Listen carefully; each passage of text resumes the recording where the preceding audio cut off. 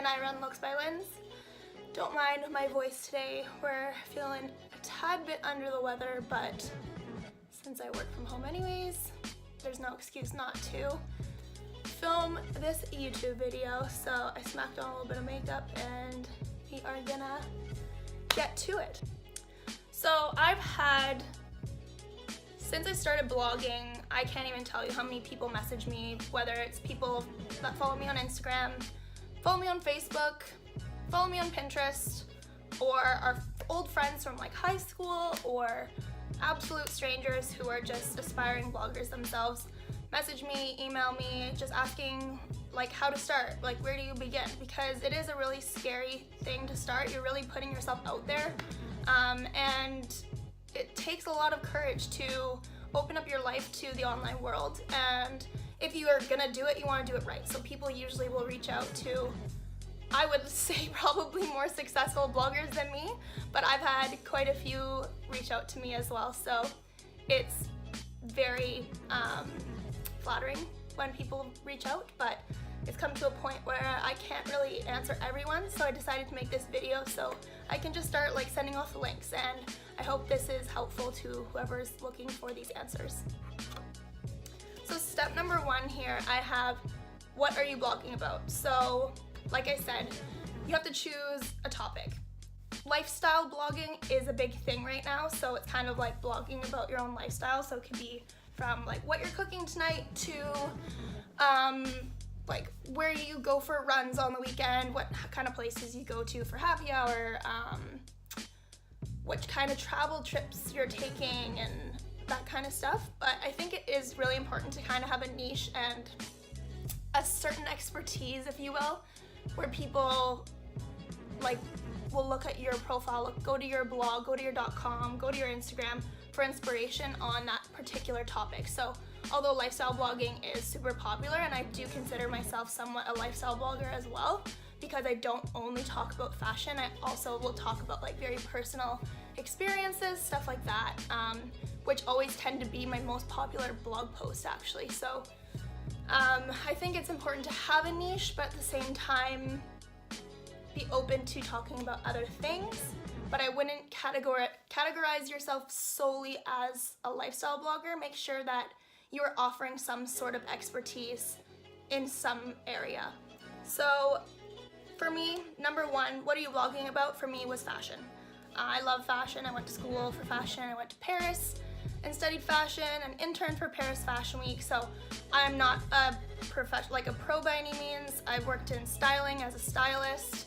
I've interned, I've worked for magazines, I've worked in all sorts of different areas of social media, whatnot, in fashion. So if I have any advice or any expertise to offer, it definitely was in fashion. Number two is to choose a name, pick a name, but also check availability. So don't pour your heart into finding a name and then realize that that .com is not available, the Instagram name is not available. The reality is that you need to find a name that you can brand. So for me, Looks by Linds, actually my blog didn't start out being called Looks by Linds.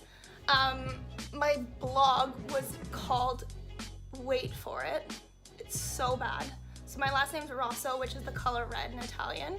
And in school we had to start a business, and I started my blog along with this store, which I called Rossolette. What? So horrible. But when I graduated school in April, I loved this aspect of the project so much that I decided to keep it going. But I was like, okay, I hate this name. Like, this isn't something I could be representing myself when I'm like 28, 29, 30 years old. So I chose Looks by Linds, just because looks, outfits or looks really go with fashion. And my name's Lindsay, it's kind of catchy, smooth. The .com was available, the Instagram was available, Twitter's not, but I'm not a big tweeter anyways. Pinterest was available, Facebook page was available, everything was available, so I went for it right away. I think the name really has to come to you, and it has to be like an easy decision. I was just kind of like sitting at work one day and I was like jotting down potential names for my blog name, and Looks by Linds, just like I said it, and I was like, that's perfect. Like that's it. Like I could look at a picture of me and think, Looks by Linds. Number 3 is to choose your branding and aesthetic. So before you start making a website, before you are like starting to post on your Instagram handle and everything, it's important to choose your aesthetic and your branding. So for me, I wanted to go for kind of like a chic luxury fashion look. So I went with this font. It's called Didot, D-dot, I don't know. It's D-I-D-O-T, which is like a really famous font in the fashion industry. And it's clean. It's, like I said, it's got this like luxury vibe to it. And I just, for whatever reason, I think it just reflects me and my personality. So actually, to use that font, I had to download it into the website builder I use. So like I actually had to go to extreme lengths to be able to use this font, but it was really important to me to use that font. So I used that, and then I also just kind of staying true to myself with my photos and everything. So for me, fashion, I like a really like sophisticated, polished, but also like trendy look, very feminine, but I also mix in a lot of like masculine menswear looks as well. So I just kind of stay true to my own personal style when it comes to photos and my personal aesthetic. But a really good exercise is just to create a mood board. So like you did when you're in elementary school, just go through magazines or pictures online and print off a bunch of stuff and create a mood board. My mood board actually used to be on my corkboard there, but then now, as the years go on, this is all my blog collaboration notes and cards and everything. But I do like to go in every month just thinking, okay, like it's February, what colors am I gonna be showcasing? It depends on what kind of products are coming in, blah, blah, blah. But it's important to know your personal aesthetic, the image you want to portray out to the world, and also just like branding is so key to keep it consistent. So I'm using this font, I use it in my emails, I use it on my website, if I can on Instagram story, like anything I can, I like to keep the branding consistent throughout. Number 4 is build a website and set up your social media channels. So for me, I am super familiar with both WordPress and Wix, but I decided to switch over from WordPress to Wix in 2015 because Wix is just like honestly like website building for dummies. Like it's so easy, it's so quick. They definitely don't have as many options for like blog layouts and stuff as WordPress, because WordPress is a lot of HTML and whatnot. But I just find like for me to create a blog post on Wix versus WordPress is like half the time. So it saves me a lot of time. It still looks really professional. I have a layout that is super user friendly. My rule kind of is like, if my grandma or an elderly person can navigate my website, then it's a good website, because nowadays there's some really tricky ones and people will get too frustrated with the layout of like a new modern website and just give up and go to the next thing, like the next blogger, the next website, whatever it is. It needs to be super user friendly. And then you also have to set up all of your social media accounts, so you need to decide which platforms you're going to use. So for me, I primarily am Instagram. I also use Pinterest quite a bit, and I use Facebook as well, and I've just started YouTube within the last couple months. So I'm on those platforms. I don't really use Twitter. I haven't in years. I did in high school, just like as a personal thing. But as a fashion blogger, I don't find it beneficial, to be honest. Number 5 I have written down is to find your social media or your blogging buddy. This could be a photographer that is building their portfolio and is up to taking photos with you all the time. But the reality is, whatever kind of blog you have, whether it's food, so if you're going to a restaurant taking photos of food yourself, you most likely could do that on your own. But if you are a beauty blogger or a fashion blogger, you're gonna need someone to take your outfit photos. So for me, I had such a hard time getting in front of the camera for so many years because I found it so conceited to have someone take time out of their day to take pictures of me in an outfit. So until October 2016, Looks by Linds, the idea was to be anonymous. So all I had up were photos of like images of outfits, and it was all about like styling tips and stuff like that, which I grew a lot of my following with. But at the same time, my engagement rates were super low because I didn't have any photos of myself. Nobody knew what my face looked like really, other than like my friends and family. And then as soon as I started putting photos of me up, my engagement just like shot through the roof. Like I was absolutely blown away by it. So for me, the blessing in my blogging routine is my friend Chelsea, Chelsea's Pursuit. You'll hear a lot about her. Her and I have been friends since I moved to Vancouver, essentially. She's my best friend, but she's also a blogger, so it works really well for us. We have a great relationship in a sense that we're best friends. We do girly stuff together, we go on trips together, but we're almost like partners in a way, in a sense that like we committed to get together every week, once a week, to take blog photos. And that's kind of when our blog started taking off. It's really important to have someone who's gonna keep you motivated.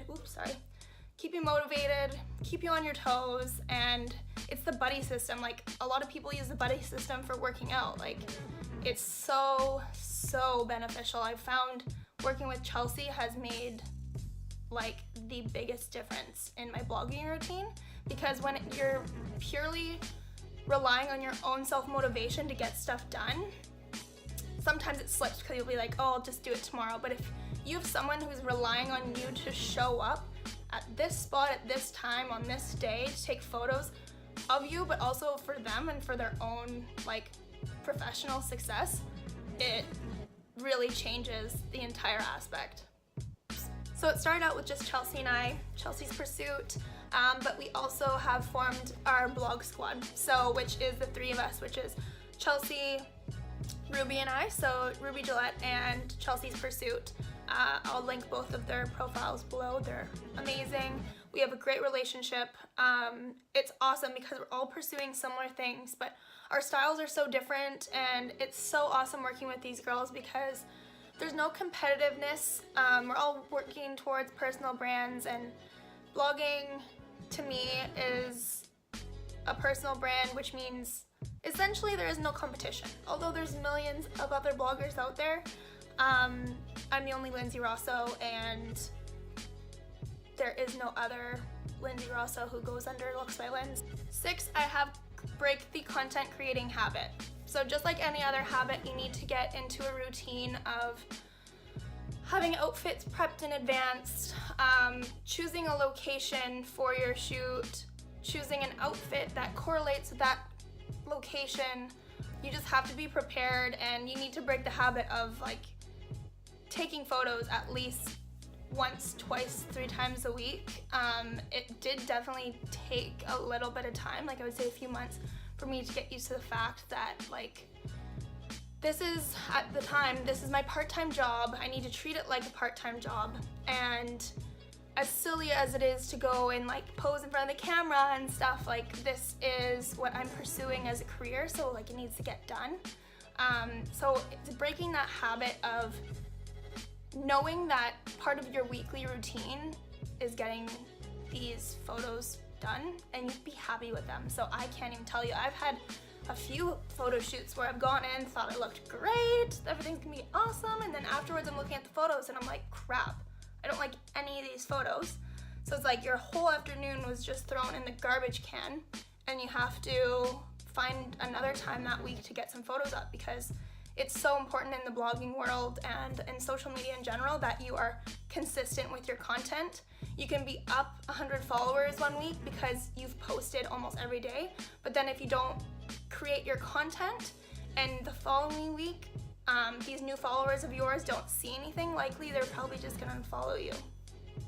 And then number 7, this is the last one, I have just get blogging.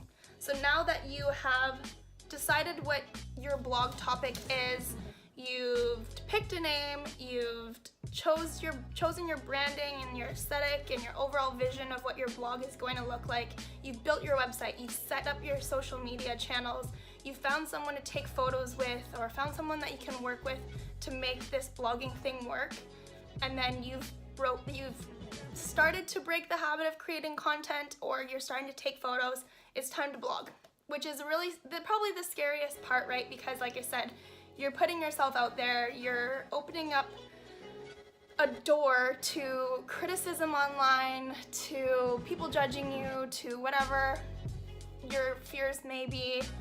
You're opening that door, but the rewards that you'll get in return, the positivity, will always be greater than the negativity. There's always gonna be people, oh my God, Lindsay again, like taking photos of herself, and I'm like, I totally get that, how that comes across 1000%, because I struggled with getting in front of the camera to begin with, but people want to see you. That's the reality of it. Beforehand, when I wasn't posting photos of myself, people followed my blog because they liked the styling tips, but as soon as it was me in the clothes, talking about the clothes I was wearing and talking about the styling tips, it made a world of a difference. So there's always gonna be people who are gonna support you. There's always gonna be people who are gonna knock you down, but if you really love this and really want to pursue this, then you have to just keep at it. Just keep working at it and just don't give up, because it is, I can tell you, I'm not there yet, but so far it's been like such a fun and rewarding experience. I'm actually just off to a shoot with Ruby. Chelsea's in Mexico, so I am so jealous. Oh my God. If you do end up starting a blog because of this video, please let me know. I would love to read your first blog post, or if you've already started a blog and you just wanted some tips or just want some feedback, send me a message, send me an email. I'll leave my email in the description below as well. And yeah, I'm so for helping others, and I'm an open book, so if there's anything you want to know, just ask away. Thank you again for watching, and I'll see you in my next video. Bye!